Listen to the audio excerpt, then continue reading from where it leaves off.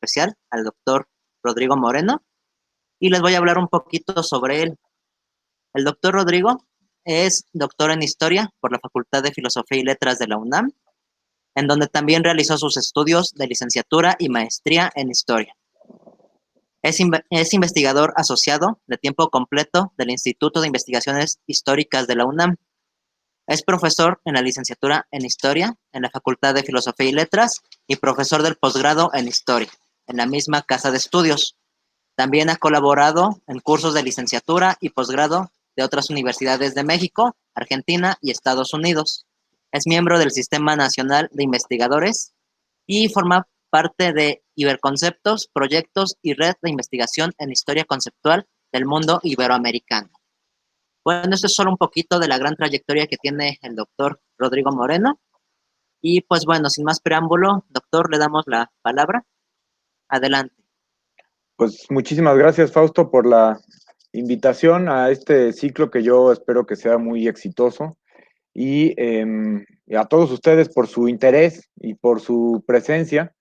Lo que hemos imaginado, Fausto y yo, que puede funcionar mejor es que yo les presente el tema o el contenido de esta charla casi a manera de provocación, más o menos durante una media hora, espero no pasarme más, aunque tengo ahí algunas cosas que me gustaría compartir con ustedes, y que a partir de ese momento dejemos por lo menos otra media hora para el intercambio, y porque esto es una charla y porque me interesa mucho escucharlos y conocer sus inquietudes y saber por qué están acá, pues entonces imaginamos así, dividirlo en dos partes. Por eso estos primeros minutos, lo que me interesaría es ir sembrando algunas dudas, ir compartiendo algunas perspectivas con respecto a lo que un historiador que se dedica a este proceso histórico de la independencia piensa cuando habla de independencia de México. Entonces, por eso le titulamos a la charla así. Trataré de estar compartiendo esto, si por favor en cualquier momento no se ve la, la lámina, la diapositiva, me dicen.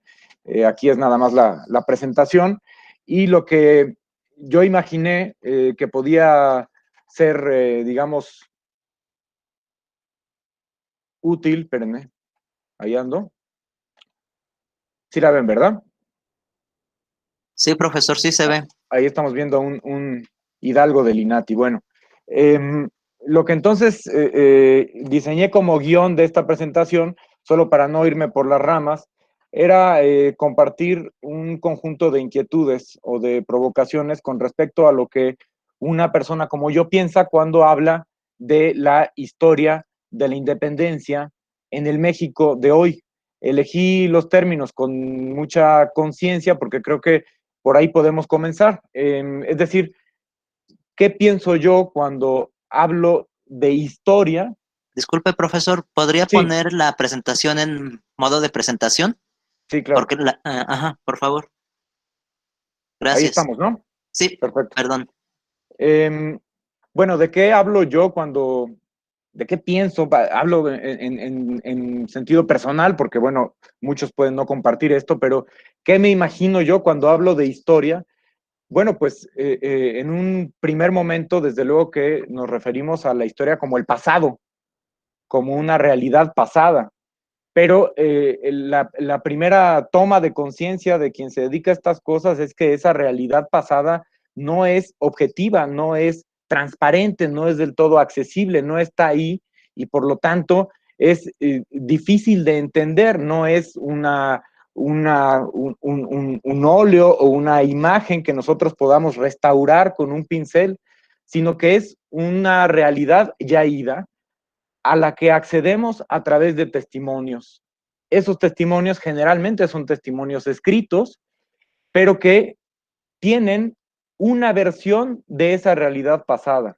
Entonces todo se va haciendo un poco más difícil, es decir, quizás cuando ustedes entraron a esta charla, vieron que alguien iba a hablar de la independencia de México o de la historia de la independencia, y la imagen que se queda en la cabeza es la de un relato que tiene algunos protagonistas, que tiene algunos momentos destacados, que comienza en una fecha, que termina en otra y que tiene un sentido.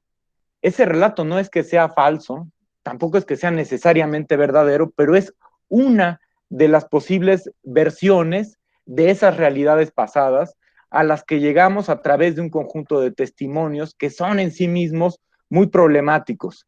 Entonces, ya comenzamos a hacernos un poco bolas, ¿no? Ya comenzamos a hacerlo, yo creo, más interesante, es decir, son realidades complejas. ¿De qué hablamos cuando hablamos de complejidad? Bueno, de un conjunto de factores que inciden los unos con los otros, que cuando movemos una pieza, todos los demás cambian, pero los demás tienen vida propia.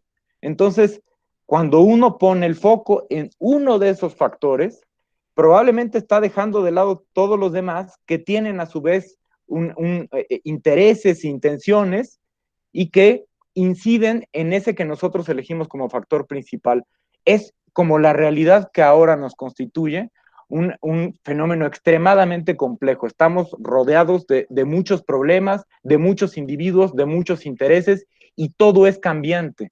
Ahora, ¿cómo podemos estudiar esa realidad que ya fue, esa realidad que es tiempo pasado? Bueno, pues a través de un conjunto de testimonios usualmente escritos que tienen una idea, una imagen, una intención de eso que ocurrió. Entonces, como historiadores tenemos la obligación de interpretar esos testimonios, de hacer crítica de esos testimonios que son a su vez extremadamente complejos, como la misma realidad ida.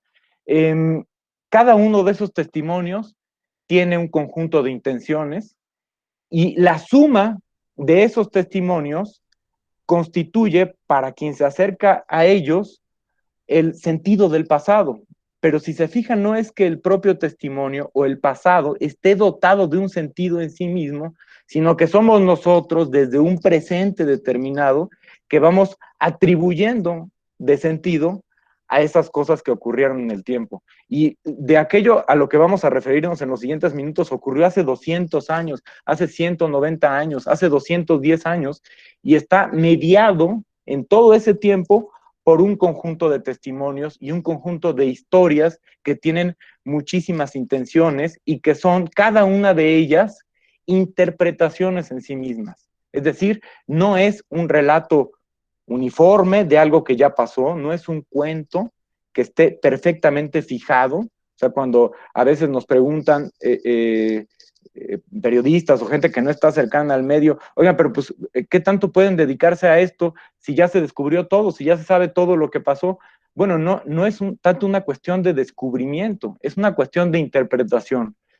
Un testimonio que una persona escribió hace 200 años ha sido leído de muy diversas maneras a partir de los lectores, del contexto en el que esos lectores leen, interpretan ese testimonio. Entonces todo es muy cambiante, están muchos tiempos en conjugación cuando nosotros nos acercamos al pasado y no es tan fácil entonces, o pareciera que se presta a una explicación muy simple, hablar de una cosa que se llama historia de la independencia de México. Todo es muy relativo. Lo que yo quiero hacer en los siguientes minutos es sembrarlos de dudas y generar reflexión e inquietud de aquello a lo que nosotros nos dedicamos y nos gusta tanto y nos interesa tanto. Entonces, historia es una cosa muy compleja, no es únicamente un relato de lo que ya pasó, sino un conjunto de interpretaciones discutibles, cambiantes, problemáticas.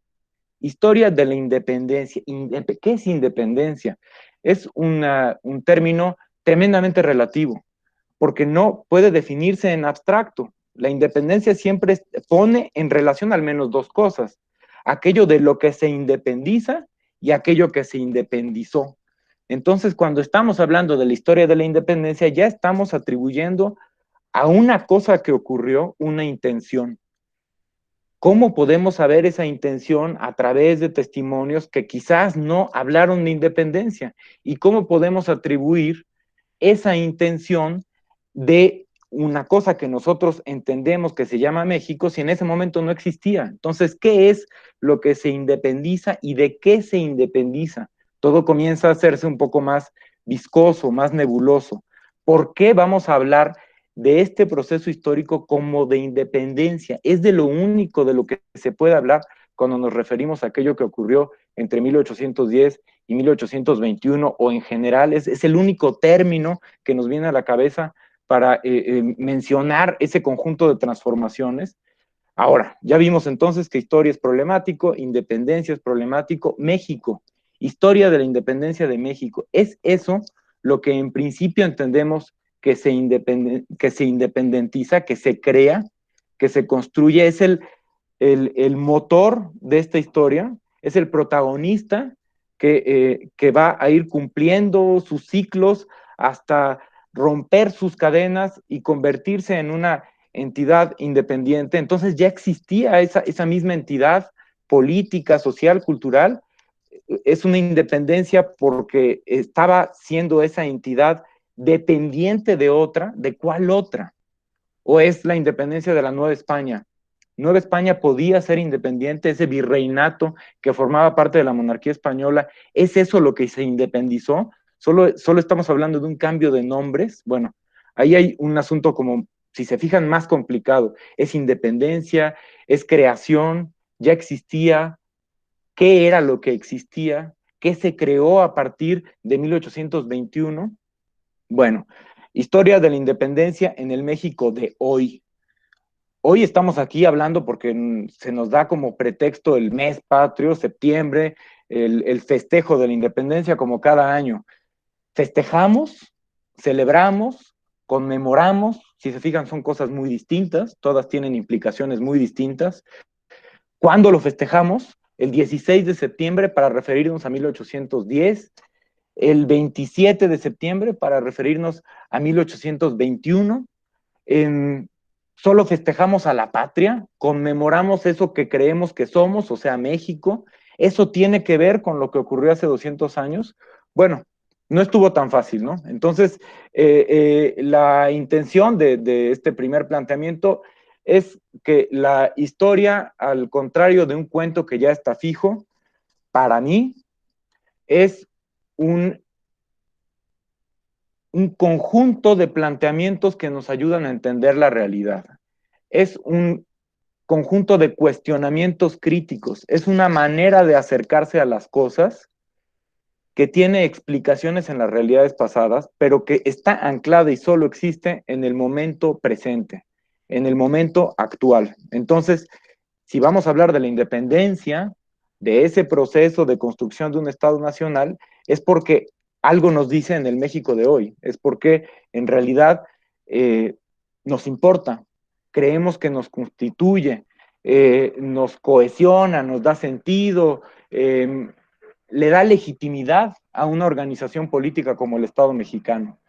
Pero la realidad histórica es mucho más rica. Vamos entonces a hablar de esta como propuesta de explicación de la historia que va a ser mucho más interesante. La idea del cuento que comienza en Dolores y termina en México, que comienza en 1810 y termina en 1821, y que estaba todo ya dicho porque era la independencia de México y tenía que ocurrir. A mí me resulta mucho más atractiva una propuesta de explicación, en primer lugar, menos nacionalista. Y para ello, pues tendríamos entonces que deshacernos un poco o poner entre paréntesis que estamos hablando exactamente de la independencia de México, que ese es el actor principal de este proceso histórico, cuando en realidad esa cosa que se llama México es una consecuencia del proceso histórico de la independencia y no su causa. Entonces es un poco problemático, es difícil hablar de la independencia de México si México, ese Estado nacional que se llama México, se crea, se construye después del proceso histórico. Entonces, la nación y el nacionalismo, o el Estado nacional para ser más precisos, es la consecuencia del proceso histórico de la independencia, no la causa. Entonces, seamos conscientes que si queremos, podemos seguir hablando de la independencia de México, pero que como tal estamos atribuyéndole existencia a una entidad que es un tanto más problemático encontrar en 1810 o antes, porque lo que está claro es que es un Estado nacional que tiene una fecha de origen, pero que después se va construyendo a lo largo del tiempo, más aún el nacionalismo, que es ese conjunto de expresiones culturales, políticas, sociales, que emanan del Estado Nacional y que dotan sobre todo de cohesión y de identidad a una comunidad y que pueden llegar a extremos repugnantes, ¿no? Entonces, muchas veces estas fechas dan pie a manifestaciones tremendamente nacionalistas que en la medida en la que son nacionalistas son excluyentes, son intolerantes y pues se supone que eso es lo que no queremos ser como nación. Bueno, entonces una explicación un tanto menos nacionalista, ¿cómo llegamos a esto? ¿Cómo podríamos generar una explicación menos nacionalista del proceso histórico? Pues acudiendo más a los propios términos en los que ese proceso se fue construyendo, se fue discutiendo y atendiendo mejor su contexto histórico. Entonces ahí se disuelve un poco más esa entidad política que se llama México, porque lo que existía en ese momento era una entidad política gigantesca que se llamaba monarquía española o monarquía católica, dentro de la cual uno de sus territorios, uno de sus espacios de gobierno era el virreinato de la Nueva España. Entonces comenzamos a ver que esto no es un asunto excepcional, por eso es menos nacionalista la lectura. No es que solo le haya pasado a México, le pasó a toda la monarquía española porque entró en crisis política en un momento determinado por un conjunto de factores, pero a partir de 1808 y por la invasión napoleónica y por un conjunto de problemas económicos y fiscales, esa entidad política de la que la Nueva España y la América española formaba parte, entró en crisis. Esa crisis, abierta claramente en 1808 con el descabezamiento de la monarquía, son, digamos, apresados los monarcas titulares de la monarquía española, a partir de ese momento se abre un conjunto de cuestionamientos a el fundamento de existencia de ese cuerpo político que es la monarquía española. Y por eso no es casual que sea en 1808 y en 1810, cuando en multitud de ciudades en toda la América española comienzan a brotar proyectos con distinto grado de intención rupturista con respecto a la monarquía española en su conjunto y a la metrópoli, a España en particular. Entonces no es una cosa que haya ocurrido únicamente en la Ciudad de México en septiembre de 1808 o en el pueblo de Dolores en septiembre de 1810, porque en ese mismo año están ocurriendo discusiones, expresiones, manifestaciones en términos muy semejantes en Caracas, en Santa Fe de Bogotá, en Quito, en Asunción de Paraguay, en Buenos Aires, en Santiago de Chile, en todas partes, sin haber medios para comunicarse de inmediato todos, al recibir ciertas noticias es que comienzan a discutir la existencia de ese conjunto que se llamó monarquía española. Entonces, creo que ahí estamos un poco más en posibilidad de pensar el proceso en sus propios términos, de pararnos, por decirlo así, en 1810 y abrir los ojos en ese presente para ser conscientes de la cantidad de futuros que en 1810 u 11 o 20 o 21 estaban en puerta y liberarnos un poco de esta noción tan fatal, o sea, tan lineal, tan necesaria, que tiene forzosamente que llevarnos de Dolores a Iguala y de Iguala a la firma del Acta de Independencia. No, es una cosa mucho más compleja, mucho más sabrosa de estudiar, creo yo, mucho más abierta, que nos permite entender cómo a cada día, cada actor histórico, cada grupo, cada colectivo tuvo que ir tomando decisiones. Creo que esto también es atractivo desde el punto de vista de la ciudadanía presente, ¿no? Nos hace un poco más responsables de nuestro presente, de las decisiones que tomamos como comunidad. Así como el pasado no está establecido, no está fijo, no está cerrado, el presente mucho menos. Está en manos de aquellos que actuaron en ese momento y que por las decisiones que tomaron en ese contexto comenzaron a ir dibujando alternativas y opciones y a ir descartando otras, por cierto. Entonces a eso me refiero cuando digo en el tercer punto que una propuesta menos nacionalista se libera un poco de fatalidades, es menos lineal, es mucho más contingente, quiero decir que está más abierta a aquello que pudo ocurrir aquello que pudo pasar. Y en ese mismo sentido y con ese mismo espíritu, creo que esta propuesta menos nacionalista está más atenta, tendría que estar más atenta a las diversidades regionales, a las diversidades culturales, sociales y políticas. No es lo mismo explicar este proceso histórico independentista parados en Dolores el 16 de septiembre de 1810 que en Mérida de Yucatán o que en Monterrey, Nuevo León, ¿no? O que en Guatemala, o que en El Salvador, o que en Caracas. O sea, cada uno de los lugares, cada una de las regiones, cada uno de los grupos socioeconómicos entendió ese presente de una manera distinta. Y, pues naturalmente, a partir de esa perspectiva podríamos explicar un proceso muy distinto al que vemos señalando únicamente, por ejemplo, la insurgencia política de la Nueva España, ¿no? Y lo mismo si nos fijamos en lo que está ocurriendo en Madrid con la guerra contra Napoleón.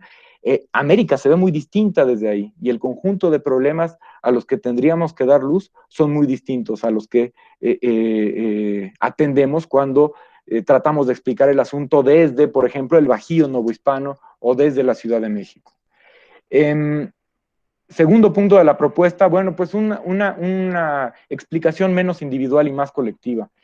A esto creo que se refiere, bueno, la historiografía, este conjunto de estudios históricos sobre este proceso en los últimos 20 o 30 años, cuando hablan de política o de lo político o de cultura política, términos que podemos discutir al rato. Pero en general, una toma de conciencia más política está más atenta a el uso de figuras, de conceptos, de implicaciones y menos a los hechos, no porque los hechos no importen, sino porque esos hechos están conformados, constituidos por estas palabras, por estas figuras, por estos conceptos que son cambiantes, que son muy complejos, ¿no? Entonces, no es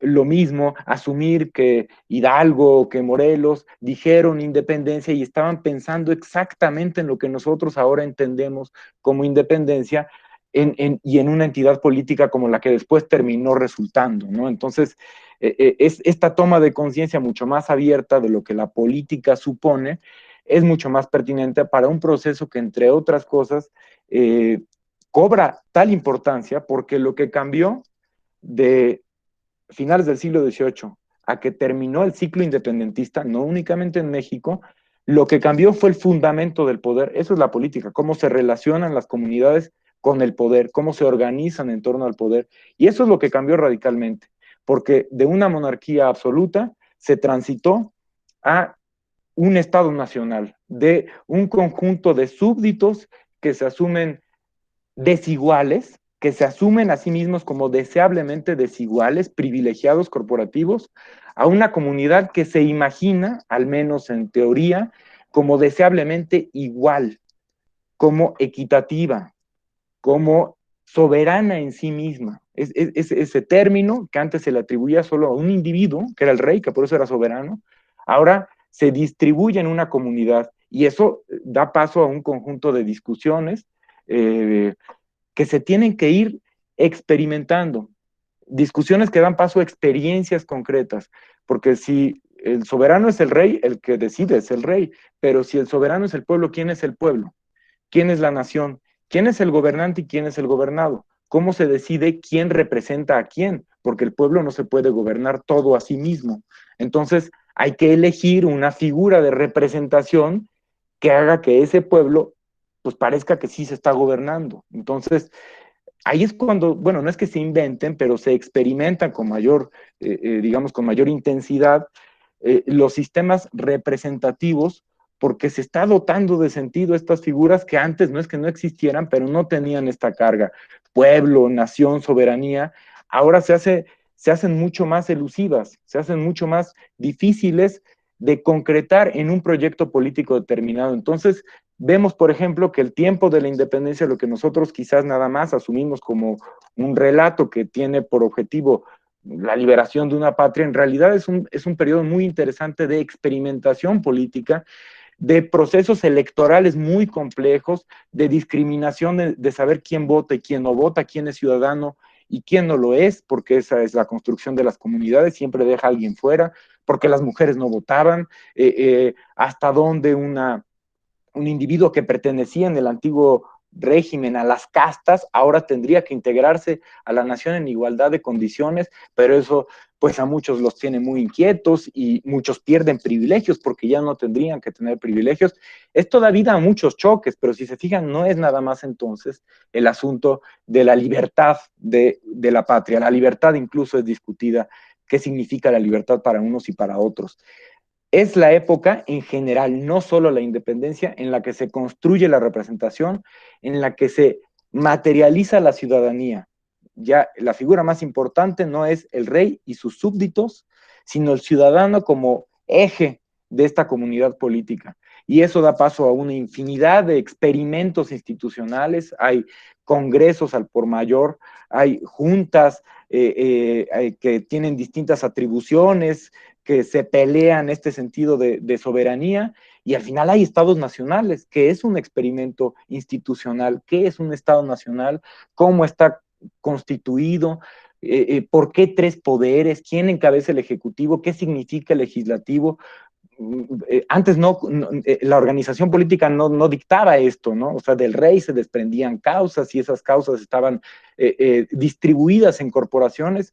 Ahora todo esto cambia. Ese es el periodo de las revoluciones. Eso es lo que tiene un cambio radical digamos, en 30, 40, 50 años, no solo en México, sino en todo el ámbito americano.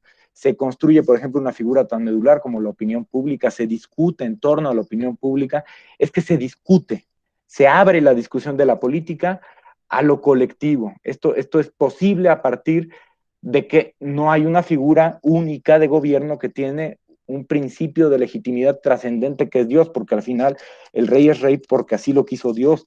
Acá el pueblo es el soberano, pero ¿quién gobierna en nombre del pueblo? Eso es discutible. Y por eso hasta la fecha estamos discutiendo los alcances de esa organización política. Entonces creo que es más interesante verla a partir de aquí, de un conjunto de actores colectivos e individuales. No estoy subsumiendo a los protagonistas, tienen muchísimo peso las grandes figuras del proceso, pero creo que también hay que atender a las figuras colectivas.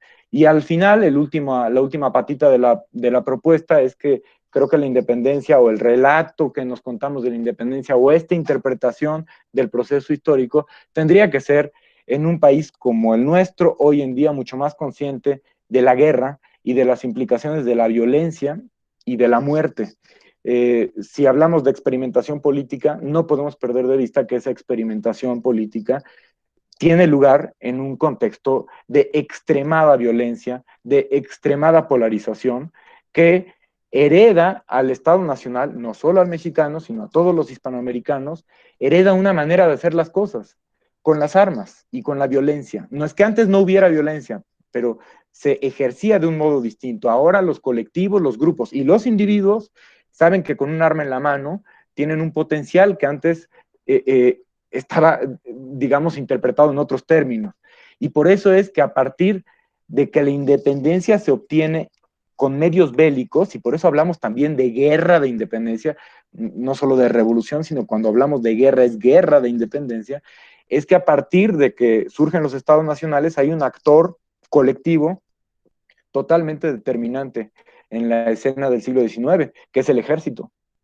Antes el ejército, vamos, es incluso difícil hablar de un ejército anterior a 1810 como tal. Es un tema muy complejo y nos podemos meter después, pero es difícil decir que en la América Española había un ejército, ¿no? Había un conjunto de corporaciones armadas, pero que después de las actas independentistas, después de la ruptura con España, hay ejércitos muy poderosos y los ejecutivos son encabezados muchísimas veces por gente que viene del ámbito militar. Eso es también una herencia de un proceso al que se le atribuye muchísima importancia, pero que es una guerra que dejó mermada a la población más o menos en un 5%, más o menos 300,000 personas en una Nueva España que estaba habitada por unos 6 millones de individuos. De 6 millones, más o menos 300,000 perdieron la vida. Es dificilísimo calcularlo, pero más o menos es un mundo de gente. No todos murieron a causa directa de la guerra, sino también de la enfermedad y de las epidemias, pero sí es considerable que en esos 10 años, más o menos 300,000 personas perdieron la vida. Entonces fue un proceso extremadamente violento. Ya casi termino. ¿Qué es lo que me gustaría dejar como material la discusión para el intercambio? Bueno, pues como una invitación a imaginar que la historia de la independencia, si se fijan, hablé de la historia de la independencia en el México de hoy, no de la historia de la independencia de México hoy. La historia de la independencia creo que desde hoy, desde nuestro país, desde donde estamos, es más rica, explicada como un proceso complejo, que tiene muchas caras, que tiene muchos intereses, que tiene muchas etapas, que no es lineal, que no tuvo un fin, que ese fin que tuvo eliminó muchísimas otras posibilidades, ¿no?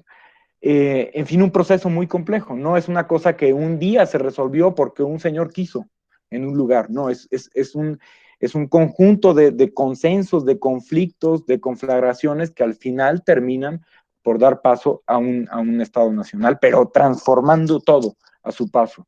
Es un proceso complejo en el que se vive muchísima experimentación política y esa experimentación se materializa en instancias de extrema fragilidad. No todo está construido desde el día uno con tal solidez nacional.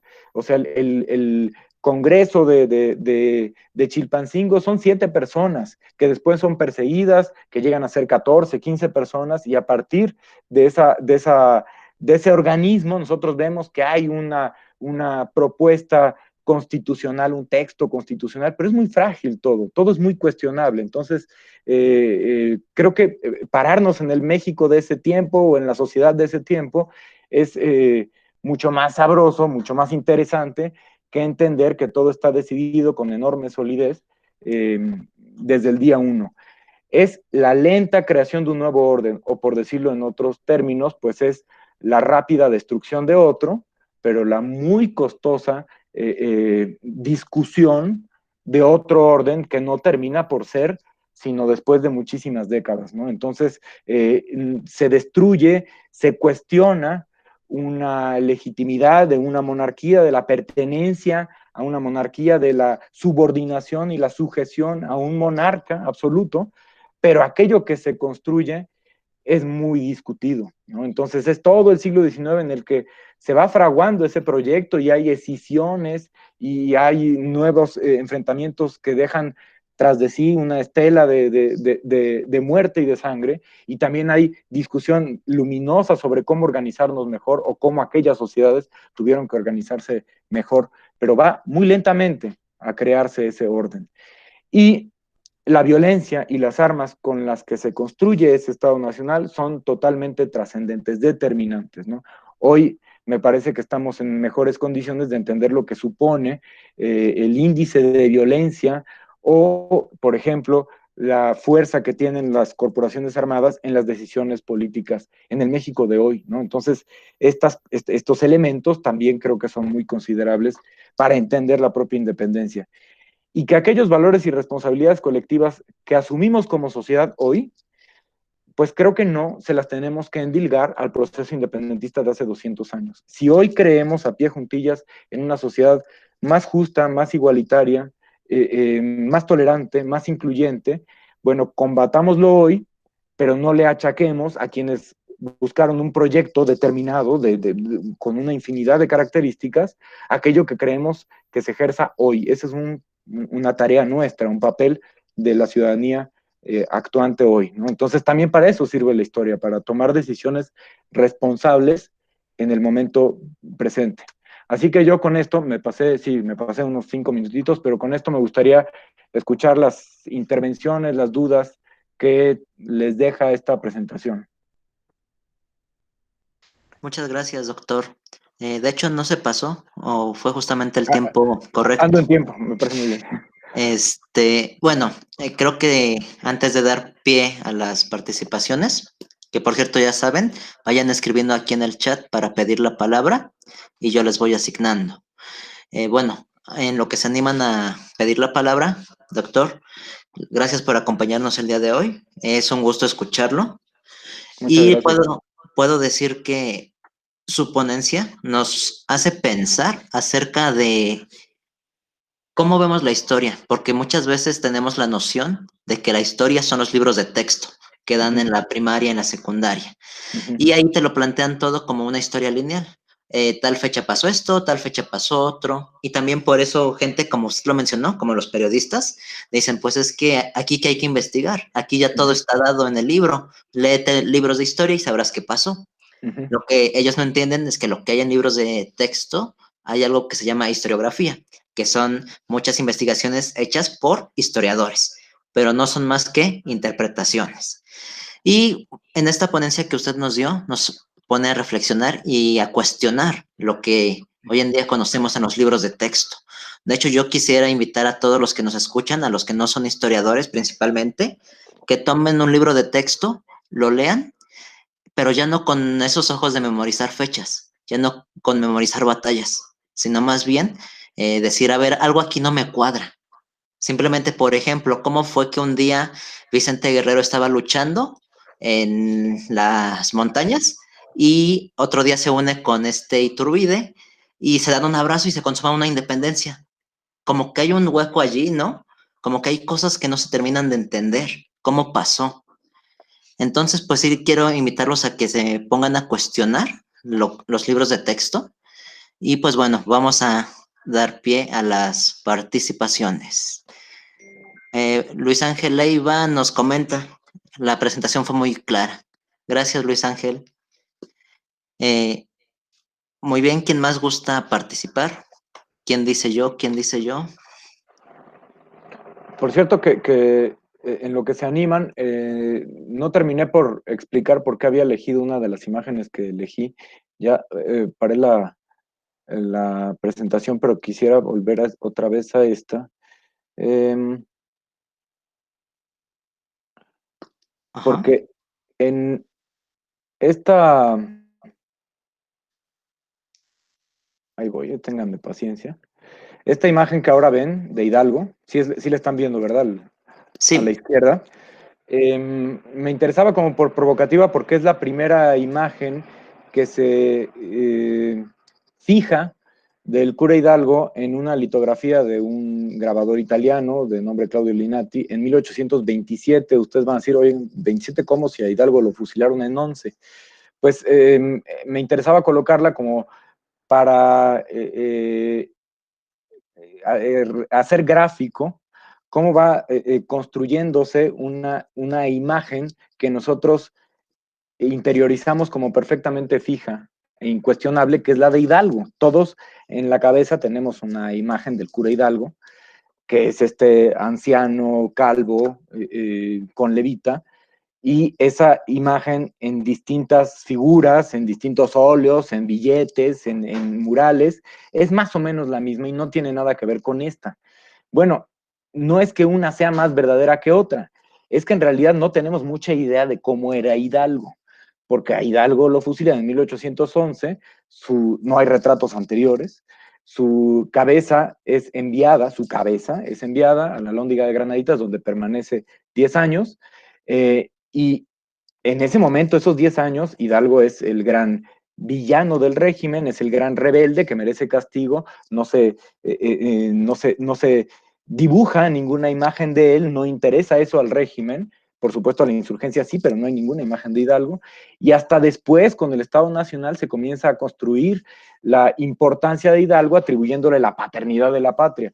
Esto es 1827 y es un cura pues muy colorido, mucho más vigoroso, mucho más joven, con un crucifijo en la mano, pero que no tiene que ver con esta imagen del padre de la patria, de un anciano venerable al que se le atribuye la paternidad de la patria. Entonces, si no sabemos cómo en realidad era Hidalgo, porque no sabemos, parece que las primeras imágenes de ese anciano venerable son tomadas un poco como con su hermano como modelo. Entonces, ¿por qué no nos atrevemos a cuestionar los términos con los que estas cosas se dicen? ¿Por qué no entendemos que en aquel momento las cosas eran todavía mucho más, digamos, discutibles? De ese discurso, de ese relato fijo, al que ahora hacía alusión Fausto, y que bueno, a veces le cargamos un poco la mano a los libros de texto y los vemos como el gran villano, también tienen su función como formadores de ciudadanos y tal. Ahí quizás no se construye la reflexión, pero más adelante, no solo en los libros de texto, en general, en la historiografía, creo que sí la intención es ofrecer una imagen más discutible y no fija, ¿no?, de este tipo de imágenes de un proceso histórico. Pero bueno, esto era para animarlos, a ver si alguien quiere acercarse. Sí, profesor, ya tenemos aquí unas manos levantadas. Primero, ¿Ok? Daniel Ríos. Adelante, Daniel. Sí, gracias. Buenas tardes. ¿Qué tal? Buenas tardes. Quisiera preguntarte, doctor, desde tu punto de vista, ¿cuál es el papel que juega el relato histórico en esta cuarta transformación, ¿no? Vemos que, digo, durante el PRI, la historia de bronce fue importante para construir los mitos, ¿no? Para legitimarse. Durante los sexenios del PAN, pues esa historia se fue deconstruyendo, ¿no? Hubo como una idea o un intento de que el pueblo de México olvidara la historia, ¿no? La historia construida por el PRI. Y la pregunta es esa, o sea, en este nuevo gobierno, en esta llamada cuarta transformación, ¿qué papel, desde tu punto de vista, tiene la historia? Pues Sería eso. la pregunta es relevante porque es evidente la importancia que se le atribuye ahora desde el gobierno federal y en particular desde el presidente al discurso histórico. El hecho de que sea más presente el discurso histórico y las imágenes del pasado mexicano en el gobierno federal, bueno, no quiere decir necesariamente que haya un cambio en la manera en la que se interpreta ese pasado. También cabría un poco de matiz en la afirmación de decir que antes, bueno, se intentó olvidar el pasado o que se intentó cegar al pueblo con respecto al pasado. Yo creo que el pasado, en la medida en la que entendemos por pasado lo que platicamos hace rato como un conjunto de interpretaciones problemáticas, ha estado ahí a la mano de quien se quiera acercar y ha sido tan diverso como esa sociedad de cada uno de los presentes ha querido. Yo creo que esa diversidad, ese espíritu crítico de entender que hay muchas versiones, que hay muchas variantes, eso está tan vivo hoy como estaba antes. Y me parece que el discurso histórico del actual gobierno en realidad no ofrece muchas variantes con respecto al contenido propiamente histórico, o sea, las figuras son más o menos las mismas, el discurso ya estaba más o menos establecido. Hay no diría que una novedad, sino una apuesta, bueno, muy alta, pretenciosa, podríamos decir, por determinarse a sí mismo este gobierno como una cuarta transformación, asumiendo que hay otras tres y que entonces esta cuarta es digna de tal nombre. Todo esto es bien mirado, es una discusión política, no es una discusión histórica, y cada uno como ciudadano tiene su opinión. Como historiador, a mí me resulta interesante observar la utilización política de la historia, pero eso no es tan novedoso. Yo creo que cada régimen lo tiene más o menos interiorizado, más o menos expuesto, y el hecho de que aquí sea muy visible no quiere decir necesariamente que sea más complejo. Creo que es una imagen de la historia, es una percepción de la historia que probablemente resulta un tanto discordante con quienes nos dedicamos a esto, porque a mí me da la impresión de que es sobre todo un relato ya establecido, de un pasado ya fijo, y eso va un tanto en contra de lo que proponíamos al principio de la charla, que es un pasado relativo, subjetivo, cambiante en función de quien lo ve desde donde lo ve, o sea, mucho más complejo, mucho más necesitado de contexto, tanto histórico como presente.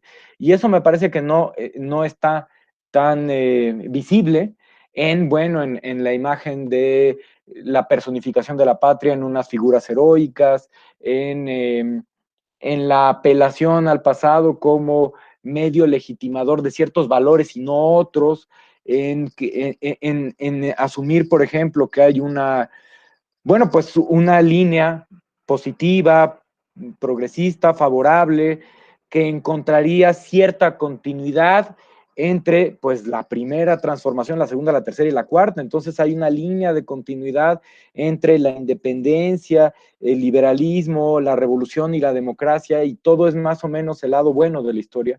Y yo creo que sí tiene que ver con una lectura muy moral del pasado, que pues desde ese punto de vista es menos compleja. A mí me parece menos interesante que acercarnos a un pasado más diverso, más crítico, en el que hubo muchos intereses siempre, en el que hubo mucha manipulación siempre, y en que todo es cambiante, ¿no? Todo el tiempo es cambiante. Yo creo que eso nos habla más de los intereses políticos de antes y de ahora, ¿no?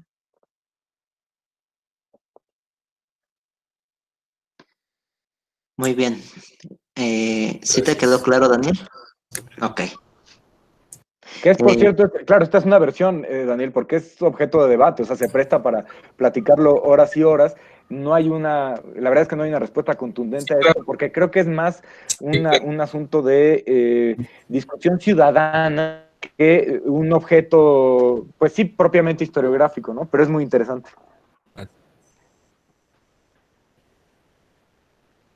¿No? La construcción de nación, ¿no? Básicamente. Exactamente, y eso, bien visto desde ahí,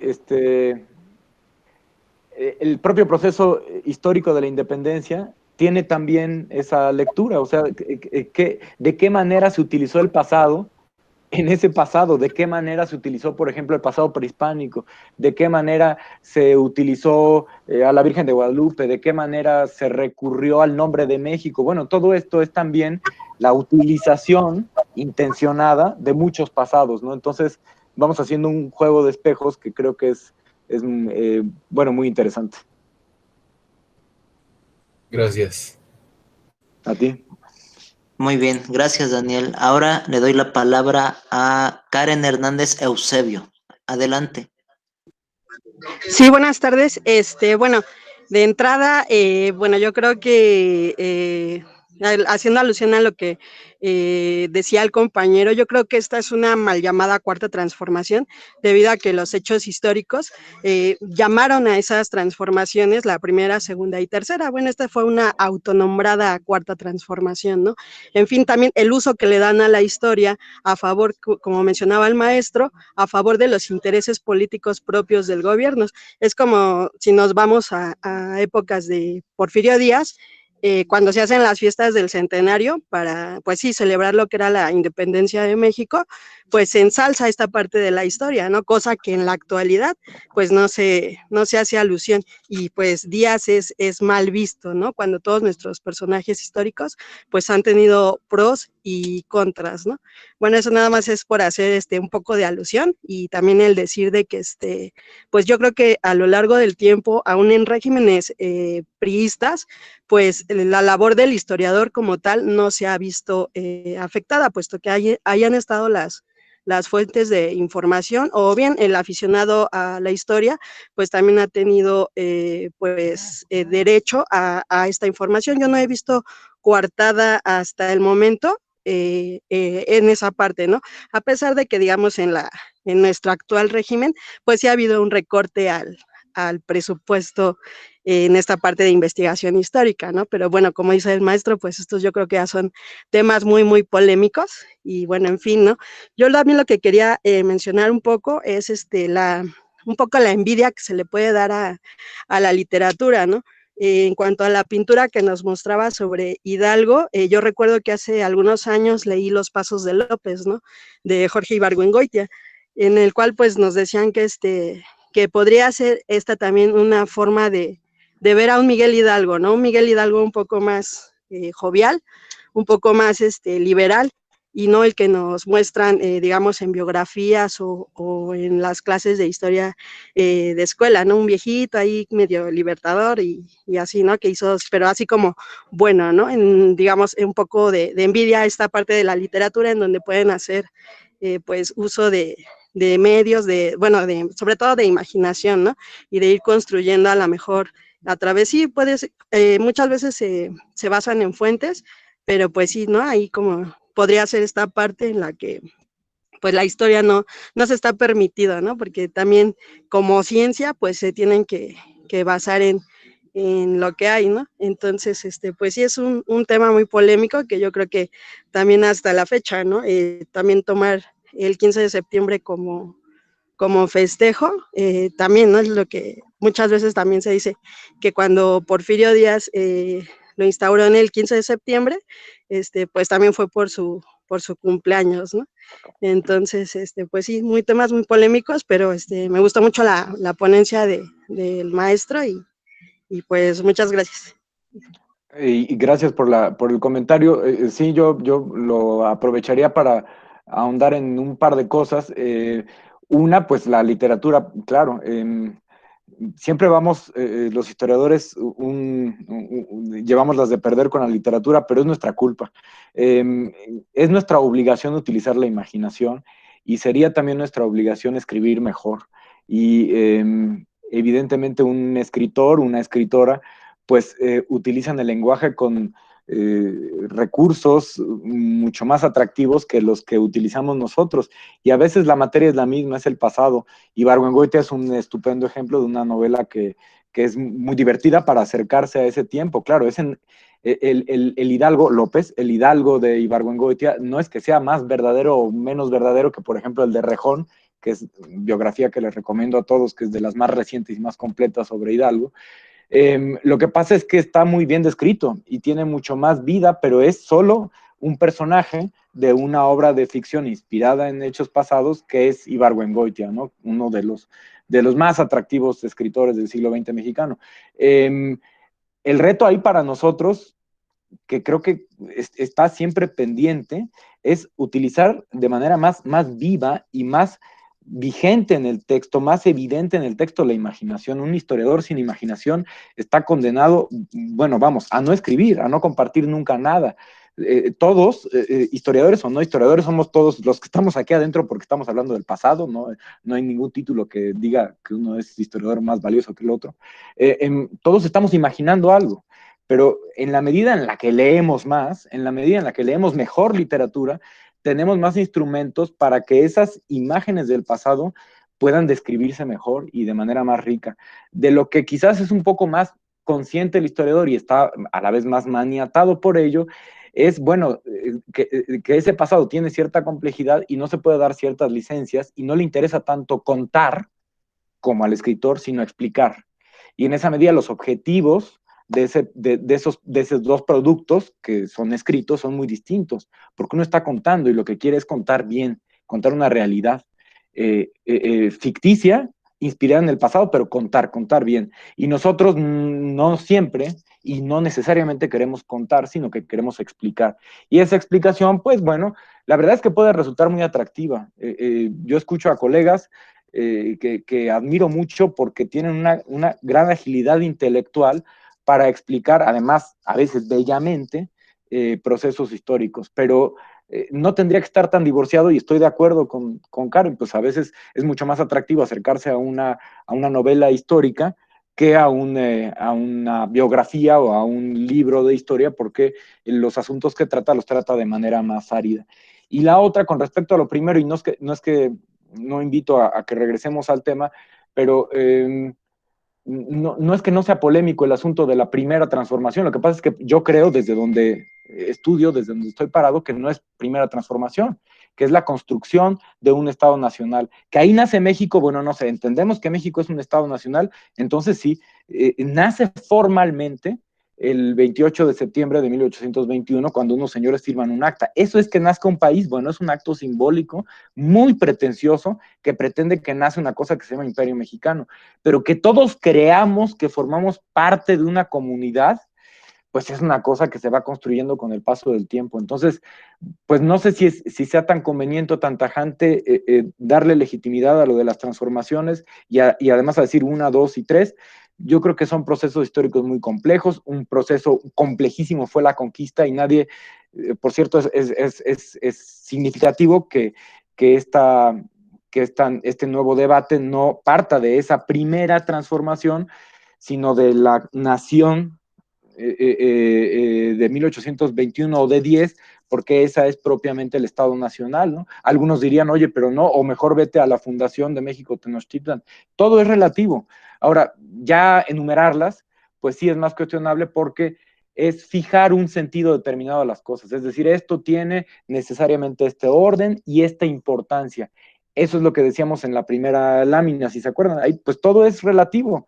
Yo voy a atribuirle importancia a tal cosa y por eso le voy a nombrar a esta primera o a esta ninguna o a esta voy a decir construcción nacional o invención de México, pues eso soy yo, ¿no? Entonces cada quien irá con una intención determinada, pues fijando esos altibajos y esa línea y ese discurso, ¿no? Muchas gracias por la intervención.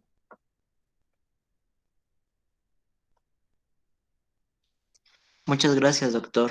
Gracias por participar, Karen.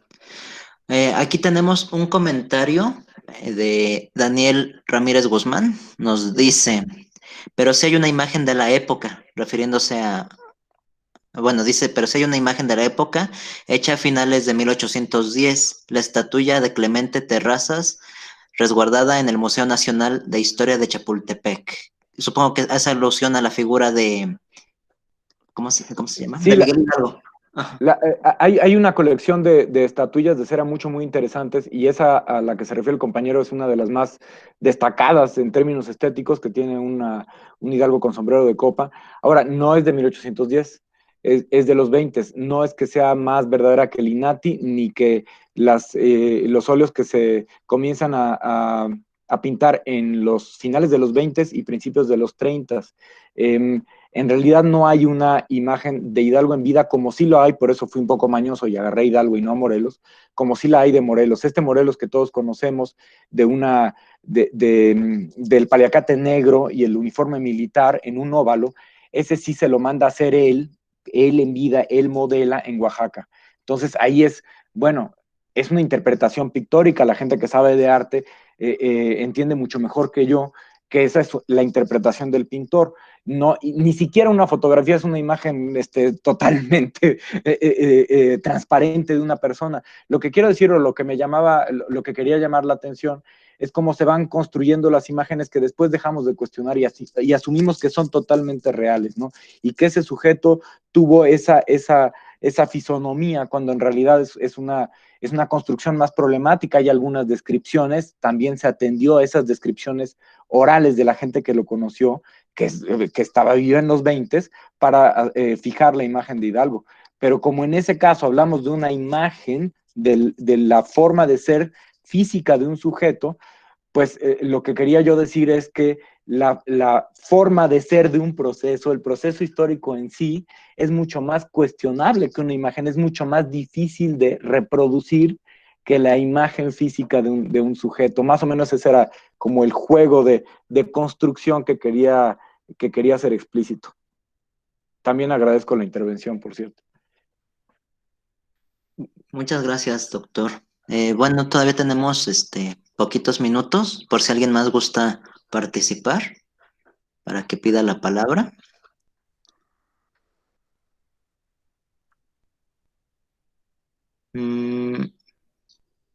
Pareciera que ya no hay más participaciones. ¿Nadie se anima? Parece que no. Acá. Bueno. No, pues no, ya no se han animado. Bueno, pues si es así, doctor, muchas gracias por estar aquí con nosotros nuevamente. Es un gusto tener aquí a historiadores de su talla, porque no todos los días tenemos grandes autores como usted, que también es un gusto leerlo. Gracias. Y pues bueno, vamos a dar a esta charla, no sin antes pasar a, como diría el doctor Rodrigo Moreno, a los avisos parroquiales. La próxima charla es el martes. Si se fijan, iniciamos nuestro círculo de ponencias jueves y luego el otro jueves, o sea, hoy.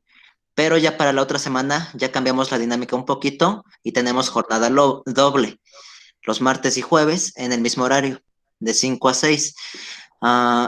Les digo esto porque me llegaron correos pensando que había ponencia este martes. Entonces, pues les ofrezco una disculpa si no me expliqué bien, pero bueno, ya a partir de esta semana que viene tenemos ponencias martes y jueves. Y si mal no recuerdo, ya este martes es 15, me parece. Ya. Tenemos a otra gran autora, a la doctora Cristina Gómez, y pues será un gusto que nos acompañe. Yo les invito a que sigan asistiendo con nosotros porque pues es muy interesante lo que nos aportan los académicos. Ahora sí que hay que aprovechar que nos acompañan y hacerle todo tipo de preguntas.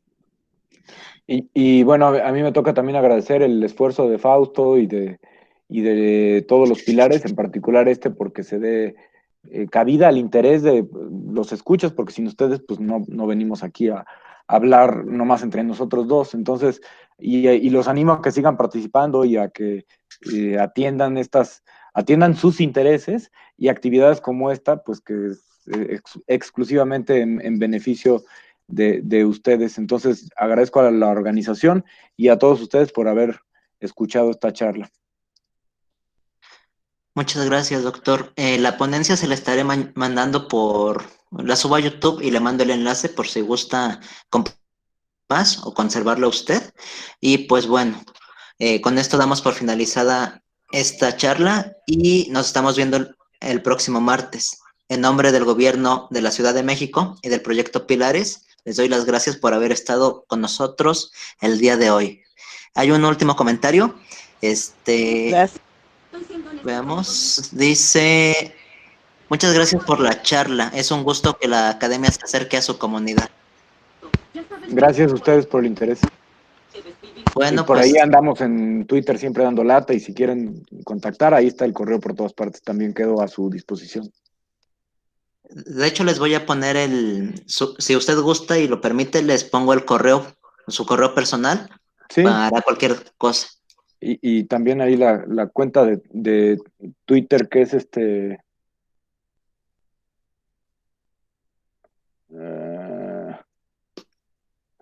Rodrigo Moreno Gu.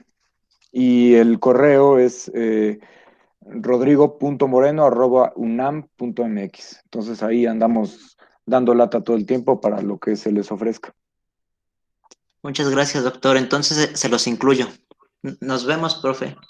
Nos vemos, Gracias. cuídense mucho. Hasta luego. Hasta luego y gracias a todos. Nos vemos el martes. Gracias. De nada. Alguien me Hasta escribió. luego. Hasta luego. Alguien me mandó un correo.